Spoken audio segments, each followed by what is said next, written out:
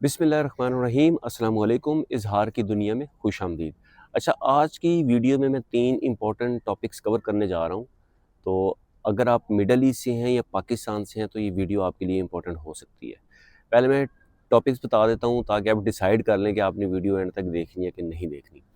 पहला टॉपिक इसमें ये है कि अगर आपको याद हो तो लास्ट वीडियो जो मैंने अपने चैनल इजहार की दुनिया पे अपलोड की थी उसमें हमने बात की थी कि आप अगर पढ़े लिखे हैं 14 इयर्स ऑफ एजुकेशन या 16 इयर्स ऑफ एजुकेशन या मैट्रिक के बाद 3 इयर्स का डिप्लोमा किया हुआ है तो आप पाकिस्तान से या मिडल ईस्ट से किस तरह जर्मनी का चांसन कार्टे कार्ड या अपॉर्चुनिटी कार्ड, आसान लफ्ज़ों में जर्मनी का जॉब सीकिंग वीज़ा किस तरह से अप्लाई कर सकते हैं, सारी डिटेल्स मैंने बताई थी।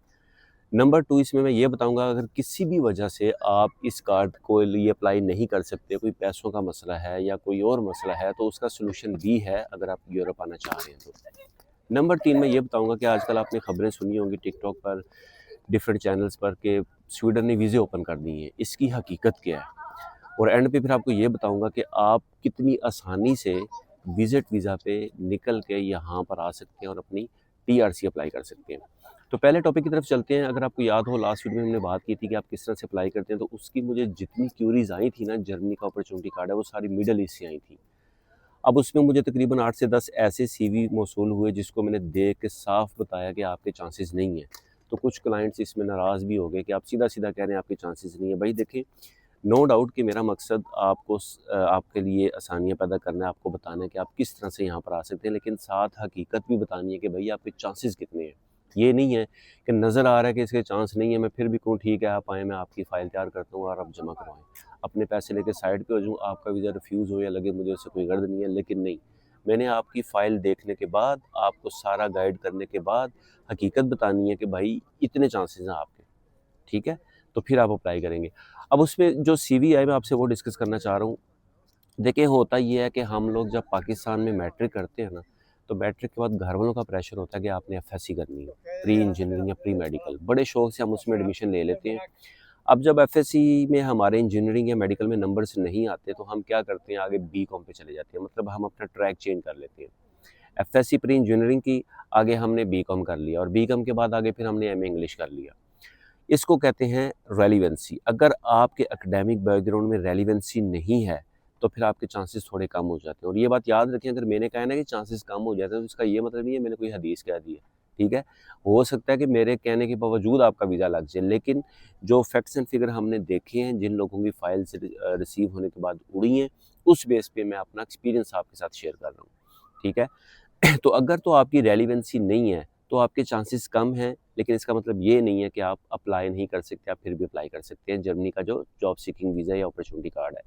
अगर फॉर एग्जांपल देखें, आपने मैट्रिक के बाद एफएससी की, उसके बाद बीएससी की, फिर एमएससी की एक ही फील्ड में, तो एक मेरे पास ये फाइल आ गई, एक मेरे पास ये फाइल आ गई कि मैट्रिक के बाद एफएससी, एफएससी के बाद आपने बीकॉम, बीकॉम के बाद एमए इंग्लिश।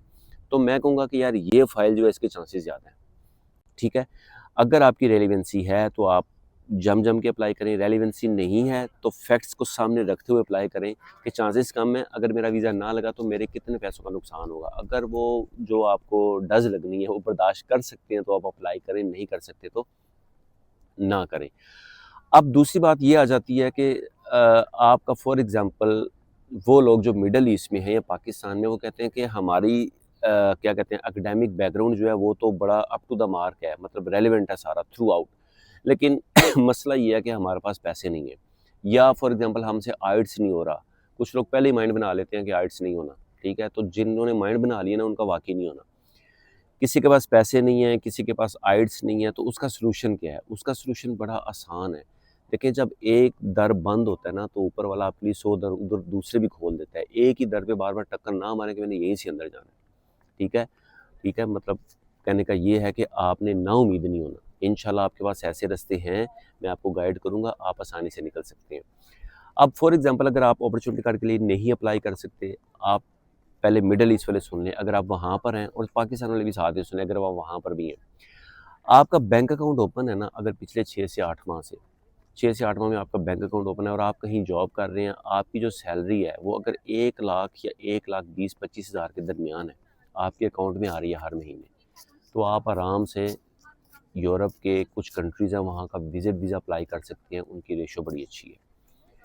अगर तो इस तरह की आपके पास चीज़ें नहीं हैं, फॉर एग्जांपल आप कहते हैं जी हमारे पास जॉब नहीं है लेकिन हमारे पास पैसे हैं, तो उसका सॉल्यूशन भी है, डिस्क्रिप्शन में नंबर दिया हुआ है, आप उस पे मैसेज करेंगे, मैं आपको वो भी गाइड कर दूँगा। ठीक है? आप आसानी से चीज़ों को फॉलो करके अप्लाई कर सकते हैं। फॉर एग्जांपल आज की डेट तक आपका बैंक अकाउंट नहीं है, आप कहते हैं जी मेरा बैंक अकाउंट नहीं है, आज आपने ओपन किया, 6 से 8 माह सब्र कर लें, मुझसे राब्ता करें, मैं आपको बताऊँगा कि आपने वो बैंक अकाउंट किस तरह से मैनेज करना है, इवन कि आप जॉब भी नहीं कर रहे, फिर भी आपको बताऊँगा वो 6 से 8 माह आप इस तरह इस बैंक अकाउंट को चला लें, उसके बाद हम आपका फ़ाइल सबमिट करवाते हैं और इंशाल्लाह विदिन 3 टू 4 वीक्स आपका वीज़ा आ जाएगा। Excuse me. ये तो हो गया एक आसान रास्ता। अब रिसेंटली बल्कि आज ही सुबह मुझे मेरे दोस्त की कॉल आती है लाहौर से कि लाहौर में गुलबर्ग में एक ऑफ़िस है, वहाँ पर कोई मोहतरमा है, नाम लेना मुनासिब नहीं है उनका। तो वो कह रही हैं कि 8 लाख रुपए में नीदरलैंड का डन बेसिस पे वीज़ा है। लेकिन वो 8 लाख रुपए आपने पहले जमा करवाना है, अगर वीज़ा ना लगा तो वो वापस हो जाना है, ठीक है? अब देखें टोटल मैंने इसी चैनल पे एक वीडियो लगाई हुई है, आप देख सकते हैं कि टोटल खर्चा पाकिस्तान से टूरिस्ट वीज़ा का कितना है 47,700 रुपया, लेकिन आप खुला-डुला 50,000 रुपया कर लें अगर आप खुद अप्लाई करते हैं तो, ठीक है? वो मोहतरमा कितने माँग रही हैं 8 लाख रुपया। अब 8 लाख रुपए का वो रिस्क खेल रही हैं, अपने 50,000 का वो रिस्क ले रही हैं 8 लाख के लिए। देखिए अगर वीज़ा लग जाता है, तो उन्होंने आपसे 8 लाख रुपया लिया हुआ है ऑलरेडी। अगर वीज़ा नहीं लगता तो उनको कोई फ़र्क नहीं पड़ा, उनका 50,000 रुपया ही जाना है, ठीक है? तो इसलिए ऐसी बातों में ना आएँ। अगर आप पढ़े लिखे हैं, देख के इंग्लिश पढ़ सकते हैं, लिख सकते हैं, तो आप खुद अप्लाई कर सकते हैं। अगर आप खुद भी अप्लाई नहीं कर सकते, तो आप मुझसे राब्ता करें, कंप्लीट आपको गाइड करूँगा। 47 से 50,000 रुपया जो ओरिजिनल फ़ीस है, वो आपकी जानी जानी है। और ऊपर जो चार्जेस होंगे वो फिर मेरी और आपकी बात होगी उसके अकॉर्डिंगली होंगे, ठीक है? ये तो हो गया आपका आसानी से वहाँ से निकलने का तरीका विज़िट वीज़ा के लिए। अब हम बात करते हैं कि अगर फॉर एग्ज़ाम्पल आप जॉब भी नहीं कर रहे और आपने करनी भी नहीं है, आप फॉर एग्ज़ाम्पल अपने पेरेंट्स के डिपेंडेंट हैं या भाई के डिपेंडेंट हैं, अगर उनका बैंक अकाउंट है तो उस बेस पे भी आप अप्लाई कर सकते हैं।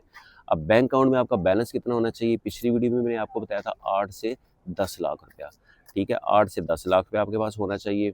अगर फॉर एग्ज़ाम्पल आप जॉब नहीं कर रहे, वो डॉक्यूमेंट्स भी बन जाते हैं। फॉर एग्ज़ाम्पल आप कहते हैं कि मैं इससे पहले किसी कंट्री में नहीं गया, मेरा पासपोर्ट फ्रेश है, कोई इशू भी नहीं है, फ्रेश पासपोर्ट वालों के भी वीज़ा लगते हैं, ठीक है? शॉर्ट ये कि एक बैंक स्टेटमेंट के अलावा बाकी सब कुछ मैनेज हो सकता है, लेकिन बैंक स्टेटमेंट मैनेज नहीं हो सकती। बैंक स्टेटमेंट भी मैनेज हो सकती है, लेकिन उसमें इसलिए मैं एडवाइस करूँगा आपको पंगा ना लें कि अगर फ्रॉड बैंक स्टेटमेंट आगे से चेक हो गई, पकड़ी गई, तो हो सकता है कि शेंजन वाले पूरे यूरोप कंट्रीज़ में शेंजन इसलिए इसको कहा जाता है, ये सारे कंट्रीज़ आप पे बैन लगा दें 3 साल का, 3 साल के लिए आप अप्लाई कर ही नहीं सकते। बाकी चीज़ें टेम्पर होती हैं, इतनी आसानी से नहीं पकड़ी जाती, लेकिन ये जो बैंक स्टेटमेंट है ना, ये इसमें आपने कभी किसी के पे ऊपर एतबार नहीं करना जब तक आपकी जेन्युइन ना हो। तो इसलिए मैं कह रहा हूँ कि अगर आपके पास बैंक स्टेटमेंट नहीं है, आज ही अकाउंट ओपन करें, नेक्स्ट वीक ओपन करें, 6 से 8 माह सब्र कर लें। बजाय इसके कि किसी को 8 लाख रुपया देना है, 10 लाख रुपया देना है, ये जो डंकी वाले ज़रात हैं 35 से 40 लाख 50 लाख रुपए में गेम डन डन होती है कि हम आपको यहाँ से लेके जाएँगे क्या नाम है लीबिया, लीबिया से फिर आपको उधर लेके जाएँगे और फिर वहाँ से आप स्पेन पहुँचेंगे, पुर्तगाल पहुँचेंगे, पता नहीं पहुँचेंगे भी या नहीं पहुँचेंगे। जो मैं रास्ता आपको बता रहा हूँ उसमें 6 से 8 माह का सब्र है, लेकिन उसके बाद 100% आपका काम है इंशाल्लाह। 100% नहीं 99.99% परसेंटेज इसे छोड़ रहा हूँ कि आपकी फ़ाइल बिल्कुल अप टू द मार्क है, फिर भी गारंटी नहीं है। ठीक है? किस्मत भी इंसान की होती है, नसीब भी इंसान का होता है। अब आ जाते हैं जी डन बेसिस पे।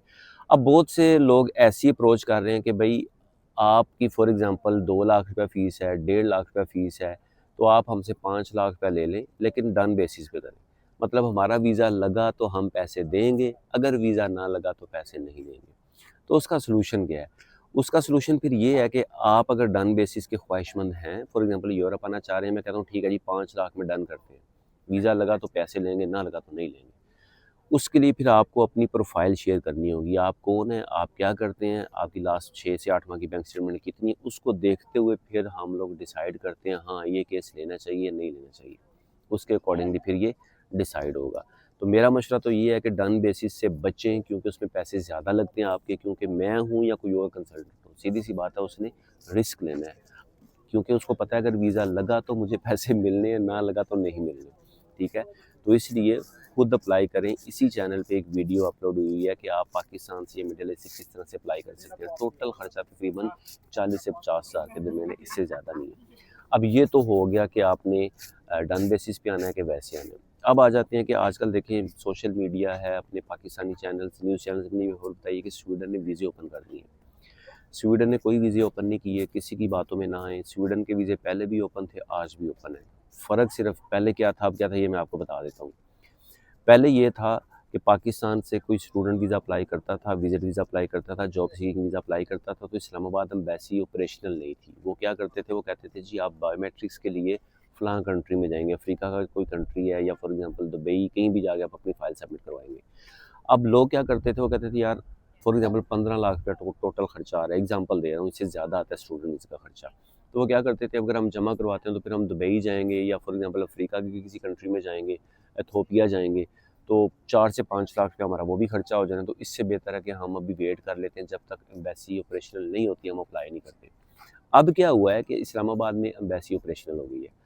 अब आप कोई भी फ़ाइल सबमिट करवाते हैं, फॉर एग्ज़ाम्पल आप स्वीडन में अपने पेरेंट्स की फ़ाइल सबमिट करवाना चाह रहे हैं, फॉर एग्ज़ाम्पल आप हाइली क्वालिफ़ाइड हैं, आईटी बैकग्राउंड है आपका, आप जॉब सीकिंग वीज़ा स्वीडन का अप्लाई करना चाह रहे हैं, फॉर एग्ज़ाम्पल आप विज़िट वीज़ा अप्लाई करना चाह रहे हैं, फॉर एग्ज़ाम्पल आप स्वीडन में हैं, आपके पेरेंट्स पाकिस्तान में, आप उनको बुलाना चाह रहे हैं कि मैं मेरे पास आएँ, हफ़्ता 10 दिन रह के जाएँ।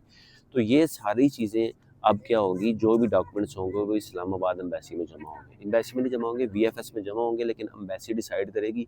अगर उन्होंने आपको वीज़ा देना हुआ तो आपको बायोमेट्रिक्स के लिए कॉल करेंगे और वहीं पे आपके फिंगर्स हो जाएंगे, मतलब आपका एक्स्ट्रा खर्चा बच गया है। तो लोगों ने लेकिन सोशल मीडिया पे ये खबरें मचाई हुई हैं कि वीज़े खुल गए, स्वीडन के वीज़े खुल गए। भाई वीज़े नहीं खुले, वीज़े पहले भी खुले थे, सिर्फ थोड़े एक्सपेंसिव थे। अब ये हुआ है कि आप पाकिस्तान में ही सारी आपको एंटरटेन किया जाएगा, आपका खर्चा बच जाएगा। बाकी वीज़ा अप्लाई करने की जो कंडीशंस, जो शराइत जो पहले थी, आज भी वही हैं। ऐसा नहीं है कि अगर उन्होंने एम्बेसी ओपन कर दिया तो वीज़ा की क्या कहते हैं, वीज़ा की शराइत नरम कर दी हैं। वही उनकी रिक्वायरमेंट्स हैं। आइल्स आपने करना होगा, फ़ीस सबमिट करवानी होगी, जॉब सीकिंग वीज़ा अप्लाई करना है उसकी वही रिक्वायरमेंट्स हैं, विज़िट वीज़ा अप्लाई करना है उसकी वही रिक्वायरमेंट्स हैं। ठीक है? तो ये मैंने चारों टॉपिक्स कवर कर लिए हैं। अब एंड पे एक इम्पोर्टेंट मैसेज आपको देना है कि वो लोग जो 50 लाख, 60 लाख का, ये हमारा जो जनूबी पंजाब है ना, यहाँ के लोग माशाल्लाह 50-50 लाख देने के लिए तैयार होते हैं। 20 लाख रुपये आपने पहले देना है, बाकी पैसे जब आप स्पेन पहुँच जाएँगे, पुर्तगाल, स्वीडन पहुँच जाएँगे, तब आपने देने हैं।